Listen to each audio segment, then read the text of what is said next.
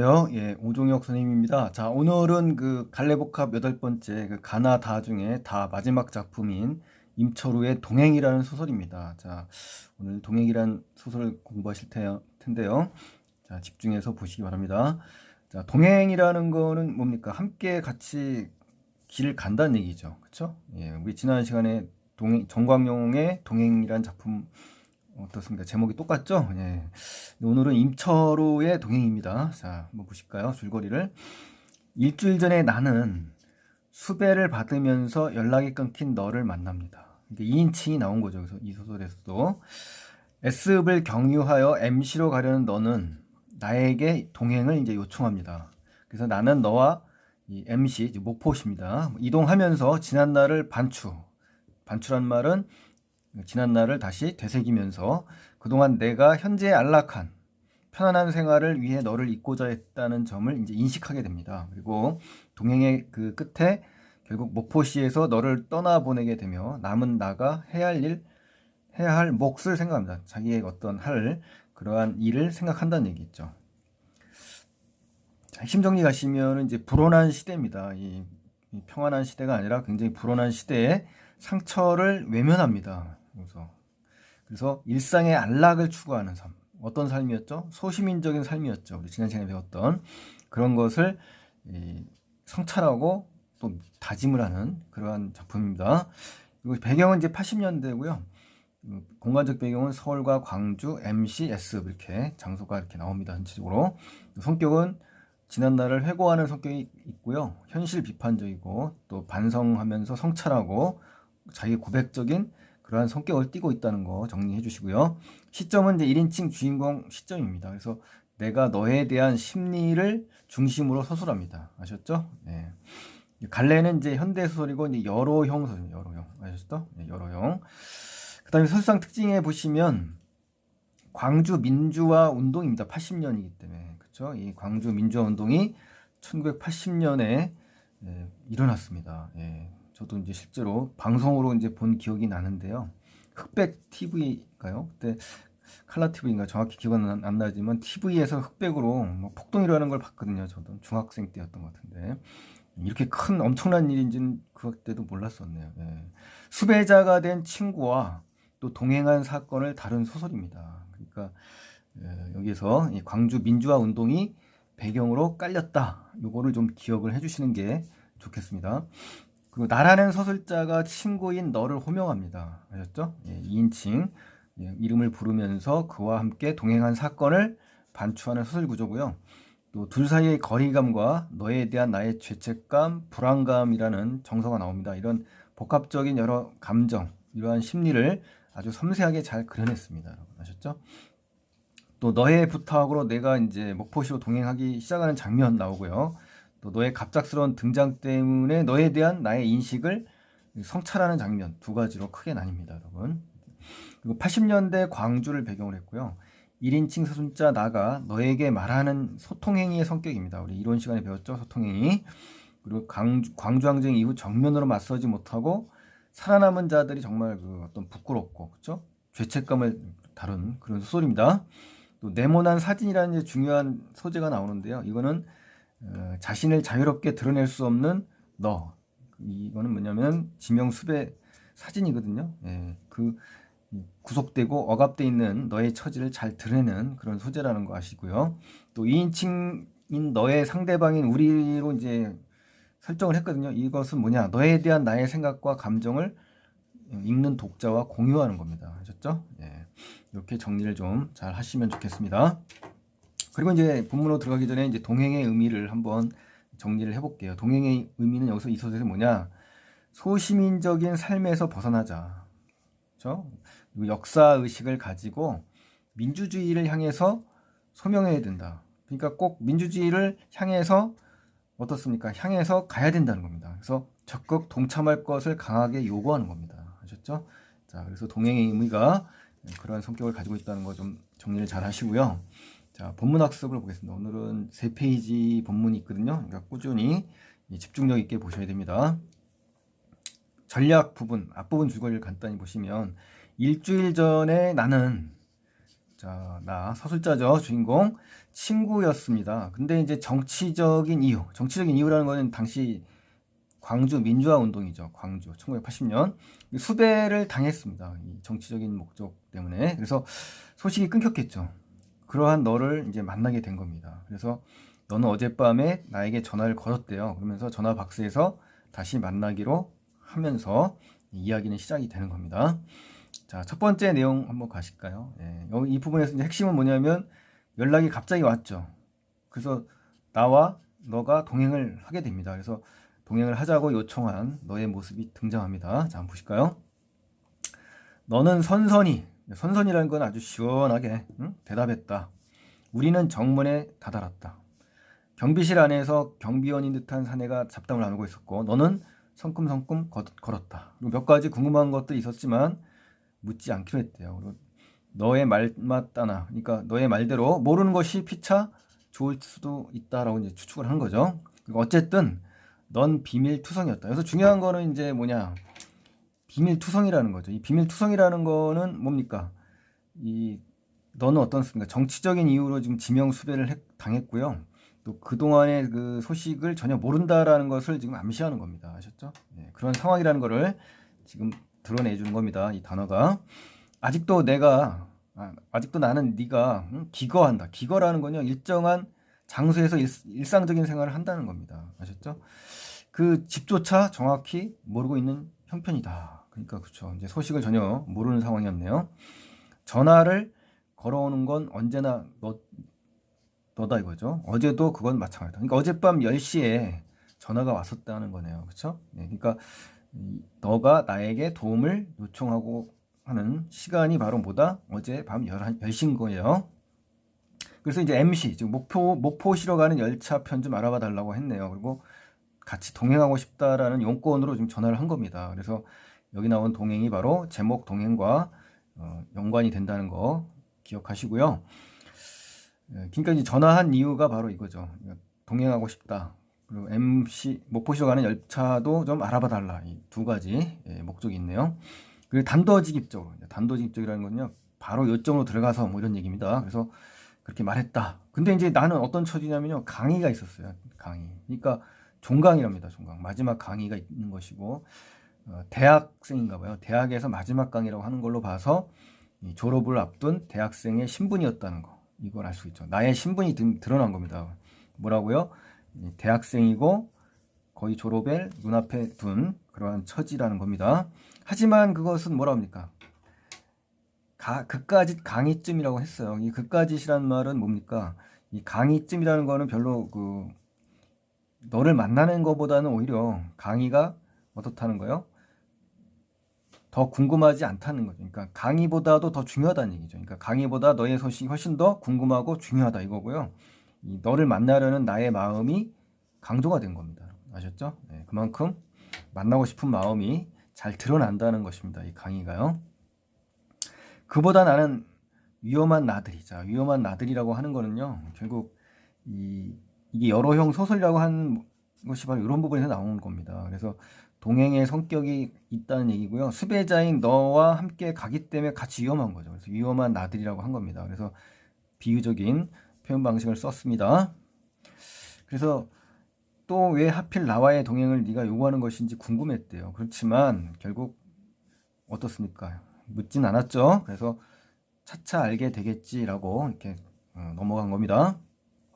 자, 이제 두 번째 내용 한번 가보실까요? 이제 1년 반의 시간 동안, 그러니까 못 만난 시간인 거예요. 그래서 달라졌습니다, 이 너가. 그리고 나의 관계가 바뀌었다는 걸 이제 나가 인식을 하는 겁니다. 아셨죠? 예. 자, 정문 앞에서 이제 택시를 탔습니다. 이제 택시를 탔어요. 그리고 40살 1점 돼 보이는 운전수 있죠? 운전수가 이제 S읍까지는 시외 요금을 내야 된다고 했다. 그러니까 결국 뭐냐, S읍까지 가고 나서 MC로 이제 목포시로 간다는 얘기입니다. 결국 500원을 깎은 액수로 합의를 보았고 차는 이제 종합운동장을 끼고 쭉 가기 시작했네요. 그리고 잠시 우리는 침묵을 지켰다. 그리고 이제 그 상황에서 무등산이 보입니다. 자, 무등산이라는 거는요, 우리 실제 지명입니다. 우리 광주에 가면 이제 무등산이 보이는데 실제 지명이고요. 이 실제 지명이 나왔다라는 건 뭡니까? 사실감이 강조된다는 얘기죠. 사실감을 독자에게 부여해서 실제 느낌을 받게 되는 겁니다. 아셨죠? 그래서 이 산 무등산이죠. 이 결국 산이라는 건 뭐냐면 나의 회상, 이제 산을 보면서 과거 회상에 빠집니다. 그래서 서로가 같은 광주가 고향임이 드러나는 자연물이 바로 이 산인 겁니다. 무등산이요. 거대한 몸체가 그쵸? 언제나처럼 항상 도시를 품에 안았다. 묵묵히 아래를 내려다보고 있었다고 하네요. 그러면서 그는 그 우직한 선머슴, 자 이게 산이죠. 선머슴이라는 건요, 예, 매우 거칠다는 겁니다. 그래서 덜렁거리는 산의 아이와 같다라는 거죠. 이 산의 모습이. 그 무릎에서 이 도시 사람들은, 자 광주에요, 옹기종기 모여 살았고 우리들 역시 거기서 나고 자랐다. 이게 결국 뭐예요? 같은 고향 출신이라는 거죠. 그러니까 둘 사이의 관계는 같은 고향에 사는 친구인 겁니다. 하지만 산은 이제 어느덧 짙은 남빛 슬픔의 빛깔로 음울하게 서 있을 뿐이다. 자, 여기서 보시면 이제 중요한 표현인데, 여기서 보시면은 짙은 남빛 슬픔. 자, 마치 시적인 그 구절이 나왔어요. 그래서 요 슬프다 이 말은 뭡니까? 음울하다 이 말은 여기서 나오는 그 나라는 인물이 자기의 감정이 이 속에 투영된 겁니다. 아셨죠? 예, 그래서 감정이입이라고 정리를 했고요. 광주의 이 어두운 역사, 흑역사죠. 그게 현재 진행되고 있는 상황입니다. 끝난 게 아닙니다. 종식된 게 아니라 현재 진행 중이고요. 이 광주 사람들이 겪은 이 수모, 이런 사건, 그리고 너의 현재 처지와 상황이 요 속에 잘 암시가 되어 있는 겁니다. 아셨죠?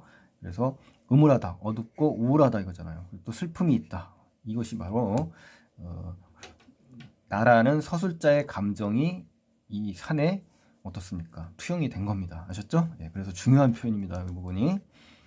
자, 그 다음에 차창 너머 멀리 산등성이를 바라보며 문득 너와 나를 떼어놓았던, 그렇죠? 지난 1년 반의 시간, 그렇죠? 그 마디 끊긴 시간이죠. 그러니까 너라는 인물이 지명수배 당하고 나서 소식이 완전히 단절된 거잖아요. 그렇죠? 또 한쪽 끝을 저마다 손가락이 감아지고 다시 되돌아온 지금의 우리 둘을 생각했다. 그렇죠? 어쨌든 다시 만났잖아요. 그렇죠? 그러나 우리는 예전의 우리가 아니다.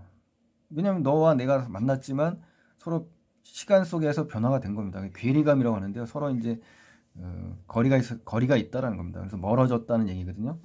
전장으로부터 돌아온 귀환병이라는 거는 전쟁에 갔다가 돌아온 병사를 얘기합니다. 마치 그런 것처럼 우리는 여전히 우리였지만 우리는 더 이상 우리가 아니었다. 이 표현도 우리 역설적인 표현이네요. 그렇죠? 역설법. 자, 마치 소설이 시적인 느낌을 받게 하는 그런 구절인데요. 이 만나지 못했던 시간이 너무 길었잖아요. 그렇죠? 단절돼 있잖아요. 그렇죠? 그래서 서로의 관계를 어떻다? 변화시켰다 이 말입니다. 아셨죠? 예, 그래서 역설적인 표현이 들어갔다는 거 기억을 하시고요. 그것은 실로 까마득하게 오랜 세월처럼 여겨졌다는 거죠. 그렇죠? 예, 그만큼 너와 나 사이에는 괴리감이 있다는 겁니다. 아셨죠? 그리고 종의 진공 상태와 같았다. 그렇죠?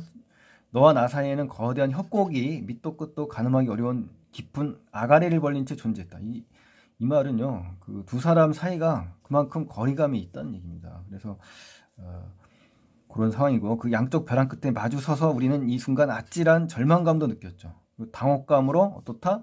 서로를 바라본다는 겁니다. 그러니까 오랜만에 만난 너에게 느끼는 감정이 뭡니까? 아주 그 거리감이 큰 겁니다. 지금 당혹감도 있었고 절망감도 있었잖아요. 그렇죠? 예. 곁에서 어깨를 바싹 붙이고 앉아있는 내 모습을 바라보며 나는 좀채 지워지지 않고 있는 그 서먹한 느낌. 그렇죠. 서먹서먹하네요. 도대체 어디에서 온 것인지 따져보려 했다 하면서 여기서부터 이제 중략이 이어집니다. 그러고 나서 세 번째 내용 가실까요? 이 세 번째 내용에서는 어떤 내용이냐? 대합실에서 발견했습니다. 뭘 발견해? 사진. 그렇죠? 사진을 발견하고 그 사진을 보는 너의 답답한 마음을 읽습니다. 이 나가. 아셨죠? 자, 보실까요? 대합실 건물. 외벽에 갖가지 벽보가 어지러이 붙어 있는 게 보였다. 그러니까 불조심 포스터, 뭐 자연보호, 속은 인생 어제까지 밝은 인생 오늘부터라고 적힌 방첩. 자, 방첩이라는 건요, 간첩 활동을 방지한다는 뜻이에요. 그래서 이 당시에는 어떻습니까? 이 반공 교육이 아주 투철한 시대였습니다. 그래서 간첩들을 잡는 게 아주 가장 큰 일이었습니다. 요즘은 전화번호가 있는지 없는지 모르겠지만 과거에는 113이라고 있었거든요. 지금은 112만 아시죠, 여러분? 113이라는 번호가 있었어요. 간첩 전용 신고가. 근데 요즘은 없지 않습니까? 그렇죠? 예. 드라마도 113 수사본부도 있었어요. 이 당. 그러니까 이제 그만큼 시대적인 배경이 잘 드러난다는 얘기를 하려고 하는 겁니다. 그러니까 시대적 배경이 등장하면서 어떻다 여기도 사실감과 현장감을 주잖아요. 실제 그 시대적 배경이 그냥 드러나니까 사실적으로. 예. 그래서 이런 점이 이제 중요하다라는 걸 말씀을 드리려고 하는 겁니다. 당시엔 또 포스터도 엄청 많이 붙었어요. 벽보에요. 숙제도 많이 내주고 학생 때는요. 포스터를 만들어 와라, 뭐 그려 와라 막 하면서. 자, 그리고 그 옆으로 하사관 모집 광고도 나오고요.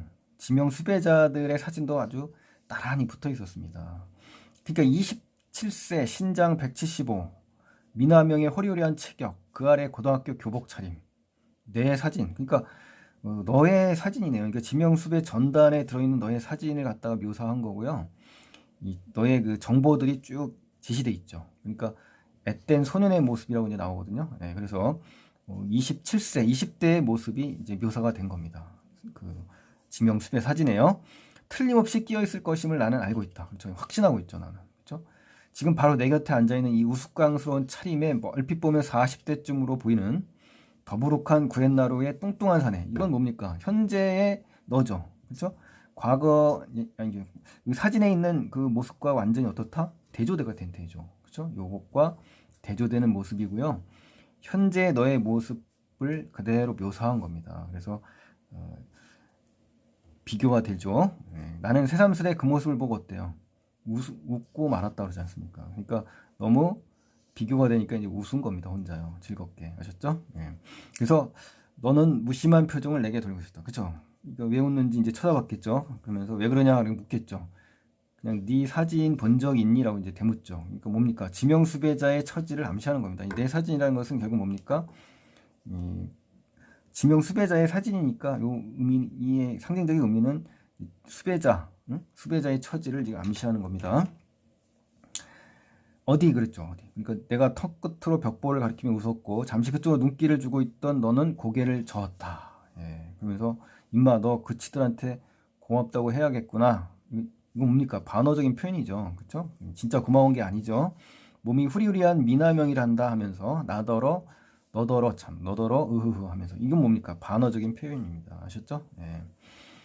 그래 비로소 너는 조금 웃었다. 그러더니 이때 낮게 한숨을 깔아 내쉬고 허공에 시선을 던지는 것이었다. 자, 이 말은 뭡니까? 이 모습을 한번 상상해 보세요. 지명된 상황이잖아요. 그 너라는 인물이 그러한 행동을 묘사를 해주죠. 예, 그러면서 이 너의 답답한 심리를 구체적으로 지금 표현한 겁니다. 아셨죠? 자, 나는 순간 뭡니까? 후회를 씹으며 후회를 했죠. 발끝에다가 시선을 박았다. 왜 그렇습니까? 온몸이 모래 속에 묻힌 듯 꺼끌꺼끌한 느낌에 커다랗게 고함이라도 내질렀으면 하는 심정이었다. 그럼 결국 뭐냐면 아주 그 안락한 일상에 너라는 인물이 등장하면서 굉장히 불편한 마음이 생긴 겁니다. 아셨죠? 예. 자, 네 번째 한번 보실까요? 과거의 기억에 너를 가두고자 하는 우리의 소시민적 태도 그리고 너의 등장이 지닌 의미가 상당히 중요합니다. 그래서는 그러니까 너의 의미 이걸 반드시 파악을 하셔야 되고요. 그리고 우리들은 뭐다? 소시민적인 삶을 살아간다. 이런 것들을 잘 비교하시는 게 좋겠습니다. 지난 1년 반 동안 우리는 어디에서 또 내 얼굴과 마주쳐야만 했었다. 그게 뭐냐면 지명수배 벽보가 곳곳에 붙어 있다 보니까 항상 수시로 너의 존재를 잊으려고 해도 잊을 수가 없었다는 겁니다. 자꾸 보면은 떠오르지 않습니까? 그죠? 너의 얼굴을 떠올리고 그 당시에 그 아픈 상처가 또 떠오르는 거죠. 당시의 상처가. 극장이나 다방 쭉 열거가 됐죠. 이런 부분들은 뭡니까? 너의 사진이 지금 붙어 있는 공간들, 장소들을 지금 열거한 거고요. 너를 안 볼래야 안 볼 수 없는 상황을 이야기하는 겁니다. 그렇죠? 예, 그 어딜 가나 뭐다 항상 우리를 따라다녔고 끈질기게 괴롭혔다. 그리고 이 말 자체는 뭐다 항상 너를 봐야만 하는 그 상황 자체가 항상 불편한 마음을 가지고 있었다는 얘기입니다. 그걸 고백하는 거예요.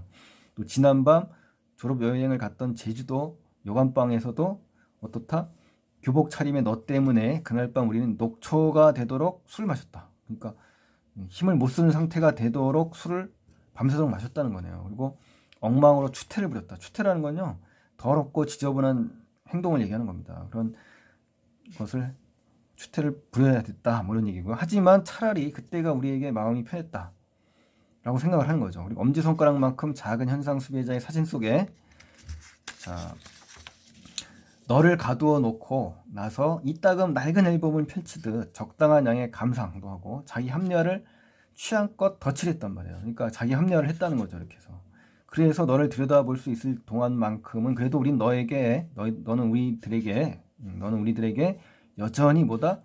기억 속의 이름으로서만 존재하고 있었다. 그래서 이제 그나마 이제 좋았다 이 얘기죠. 그나마. 그쵸? 이 말은 무슨 말이냐면요. 기억 속의 이름이라는 거는 실체가 없는 겁니다. 실체가 없고 단지 이름으로만 기억할 수 있는 존재였다는 거예요. 요 말의 겁니다. 그쵸?